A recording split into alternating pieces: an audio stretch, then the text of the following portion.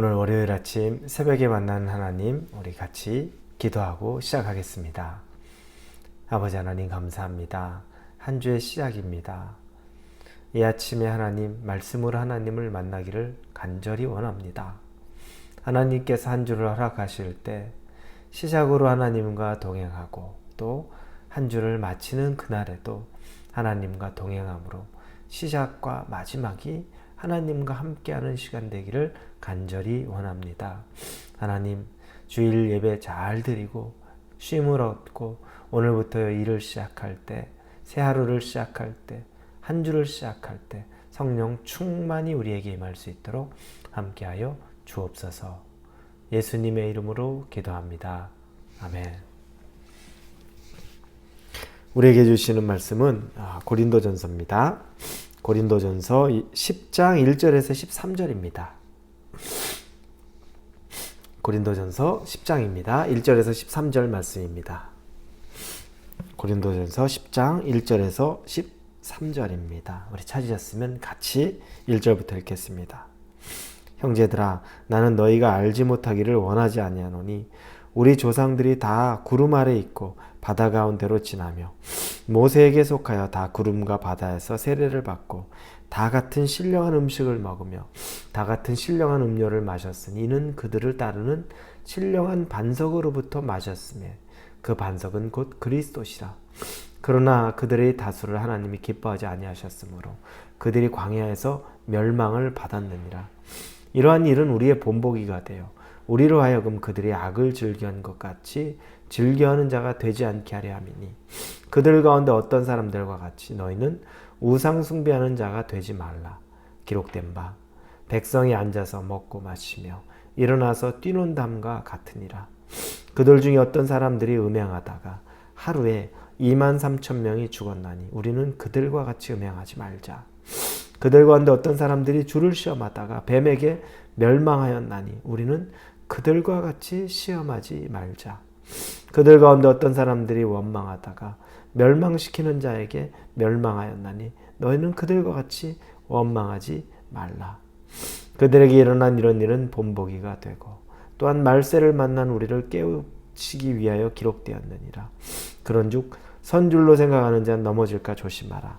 사람이 감당할 시험 밖에는 너희가 당한 것이 없나니 오직 하나님은 미쁘사 너희가 감당하지 못할 시험 당함을 허락하지 아니하시고 시험 당할 즈음에 또한 피할 길을 내서 너희로 능히 감당하게 하시느니라. 아멘. 우리의 역사를 보면, 과거의 역사를 보면 그 과거가 또 우리의 현재 또 미래에도 반복될 수 있다는 것을 우리는 알게 됩니다. 그게 역사의 중요성이고 또 역사를 통해 배우는 겁니다. 바울은 유대인의 역사를 이야기합니다. 유대인은 하나님으로부터 정말 사랑을 많이 받았죠. 그들이 모세의 인도를 통해서 이제 홍해를 건너고 출애굽을 했습니다. 그리고 광야로 들어왔습니다. 사실 생각해보면 하나님의 인도하심으로 모세를 따라서 그들이 광야로 들어왔지만 하루하루의 삶이 얼마나 두려웠겠습니까? 터전이 있던 삶에서 터전이 없었습니다.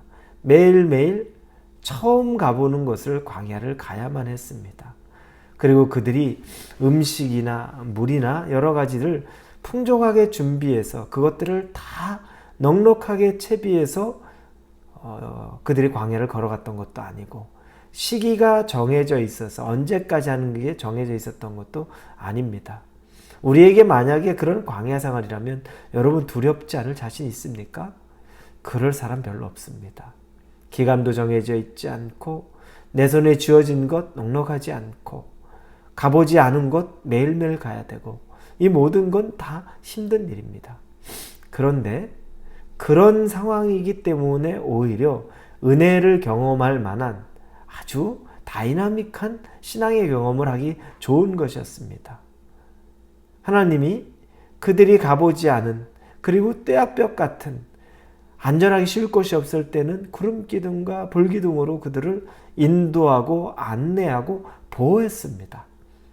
더위와 추위만을 차단하는 것이 아니라 구름기둥이 떴을 때 그들은 행진하게 되고 그리고 거기에 멈췄을 때 멈추게 되고 언제 가야 될지 가지 말아야 될지 안전한 인도를 받았던 거죠. 그리고 그들은 늘 신령한 물과 신령한 음식을 먹었습니다. 음식을 채비해 나오지 못했는데도 하나님이 만나를 그들에게 주어서 광야 생활을 끝날 때까지 그들이 이제 농사지어서 본인들이 먹을 수 있는 가나안의 음식을 먹기 전까지는 만나가 제공되었습니다. 그리고 반석에서 물을 내어주셔서 물을 싸질머지고 다니지 않아도 그들은 그곳에서 물을 먹을 수 있었습니다. 광야에서 목마르지 않을 수 있었던 거죠. 그래서 광야의 생활이 괴로운 생활, 두려운 생활, 염려가 가득한 생활 될 수 있지만 반면에 우리가 하나님을 의지하는 마음만 있으면 살아계신 하나님이 순간순간 우리를 인도해 주시는 것을 가장 경험하기 좋은 것이 광야의 생활입니다. 우리가 넉넉하면 하나님의 인도인지 아닌지 모릅니다. 그냥 편안합니다. 구하지 않아도 되고 찾지 않아도 되고 염려하지 않아도 되고 그냥 당연한 듯이 살아갑니다. 그 사이에 우리는 하나님의 존재를 잊고 지냅니다. 그러나 광야는 아무것도 없는 것 같고 내일은 어떻게 살까 염려하는 것 같은데 오히려 그것이 하나님을 깊게 만나고 살아계신 하나님이 우리에게 당신을 보여주는 시간이 된다는 겁니다. 혹시 여러분이 지금 광야에 서 있습니까? 그 시간은 하나님을 깊게 만날 수 있는, 살아계시다는 것을 경험할 수 있는 귀한 시간이라는 것을 꼭 믿음의 눈으로 한번 바라보실 수 있기를 바랍니다.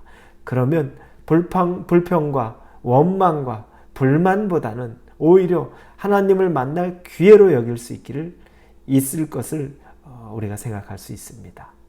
자, 그리고 하나님이 우리에게 베풀어 준 것 중에 4절에 보니까 다 같은 신령한 음료를 마셨으니 이는 그들을 따르는 신령한 반석으로부터 마셨으며 그 반석은 곧 그리스도시라. 그들은 신령한 음료, 근데 그 반석, 신령한 반석이 예수 그리스도라는 겁니다. 여러분, 예수님 아니면 우리 목을 축일 수 없습니다. 아니, 다른 음료라면, 다른 물이라면 우리 목을 잠깐은 축일 수 있지만 그 뜨거운 이 세상에 계속 우리를 갈증나게 하는 이 뜨거운 세상 속에서 얼마 견디지 못하고 또 끊임없이 물을 마셔야 됩니다.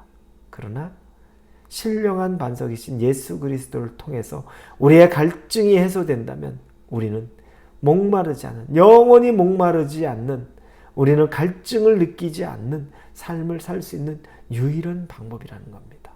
예수님 없이는 우리는 평생 갈증 느낍니다.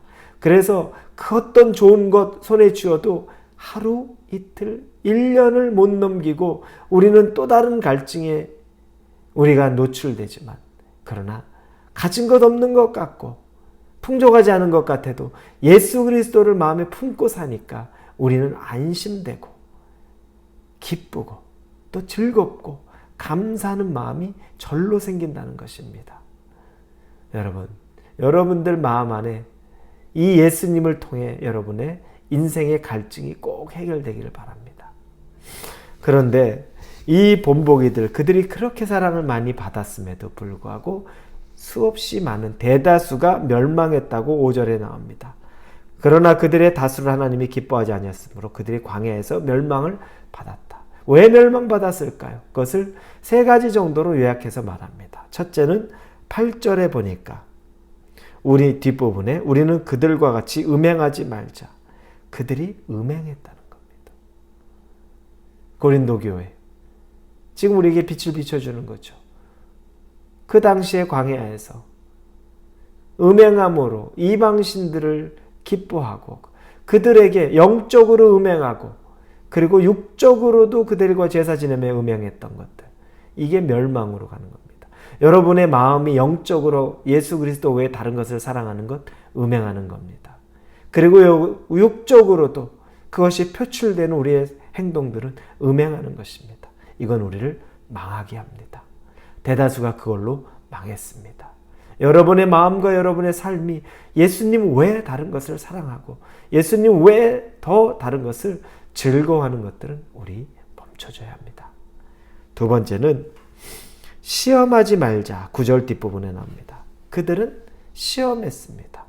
노뱀과 불뱀 있었죠. 불뱀에게 물렸을 때 그들이 노뱀을 바라보면 살 것이라고 말했는데 바라보지 않은 사람이 그렇게 많았어요. 그래서 노뱀을 바라본 사람들은 살아났는데 그게 날 어떻게 살려? 노뱀이 빨리 나의 해독을 해야 살지라고 노뱀 바라보지 않은 사람은 다 시험하다 죽었습니다. 여러분, 하나님이 우리에게 시험하십니다. 너 나만 바라보면 살 수 있어. 나만 바라보면 너 견딜 수 있어. 그런데 우리의 대답은 하나님만 바라보고 우리가 어떻게 삽니까? 이게 현실의 문제가 해결 안 되는데 어떻게 내가 하나님 바라보라는 겁니까? 시험하고 있지 않습니까? 시험하지 말라는 겁니다. 바라보라는 겁니다. 여러분, 꼭 그 하나님을 바라보실 수 있기를 바랍니다. 마지막 세 번째는 원망하지 말라고 말합니다. 그들이 평생 원망하다가 하나님의 귀에 원망만 들려서 내 귀에 들린 대로 행하리라. 그들은 그렇게 해서 죽어갔습니다. 여러분의 입술에 나오는 것은 원망입니까? 감사합니까? 감사와 기쁨이 있기를 주님의 이름으로 축원합니다. 원망 나올 만한 일에도 입술을 절제하고 마음으로 입술로 하나님에게 감사드릴 수 있기를 바랍니다. 어려운 일이 있습니까? 넘어질 만한 일이 있습니까? 우리에게 조심하라고 말합니다. 선줄로 생각하는 자 넘어질까 조심하라. 12절에 말하죠. 늘 겸손하게, 늘 긴장하며 항상 넘어지지 않을 것을 영적으로 깨어있으라고 합니다. 어려운 일이 있습니까? 마지막 13절에 사람이 감당할 만한 시험밖에 우리에게 주지 않는 하나님이라고 말합니다. 저와 여러분에게 주신 시험과 어려움은 우리가 감당할 수 있는 것이라는 겁니다. 하나님 말씀 믿으십시오. 저나 여러분에게 지금 어려움이 있습니까? 감당할 수 있는 거라는 겁니다. 하나님 붙잡고 감당하시면서 오늘 이겨내실 수 있기를 예수님 이름으로 축원합니다. 기도합니다. 아버지 하나님 감사합니다. 오늘 말씀을 통해 우리에게 주시는 것은 감당할 만한 시험만 주신다고 하셨으니 담대함으로 우리에게 맡겨진 것을 기쁨으로 살아가게 하여 주옵소서. 예수님의 이름으로 기도합니다. 아멘.